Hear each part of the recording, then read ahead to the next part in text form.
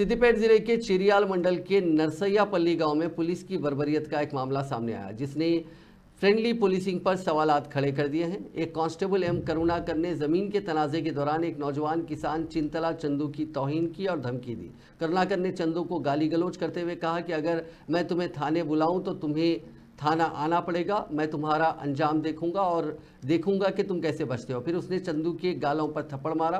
Constable ने case से जुड़ी एक खातून को भी धमकी दी और कहा कि मैं तुम्हारे गांव आऊंगा और देखूंगा कि तुम्हारा बेटा कैसे बचता है। अपनी जान के खौफ से चंदू ने कांस्टेबल करुणाकर के खिलाफ कार्रवाई का मुतालबा करते हुए शिकायत दर्ज कराई है। నేను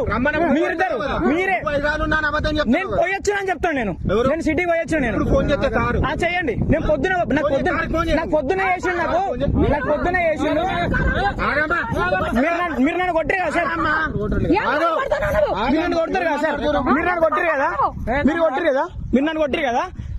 నేను మీరు కొట్టిన మీద కొట్టిర్రు. మీరు ఎంక్వైరీ కానీ వచ్చి నా మీద కొట్టిర్రు. మీరు ఇప్పుడు నా చెంప మీద కొట్టిర్రు. ఇప్పుడు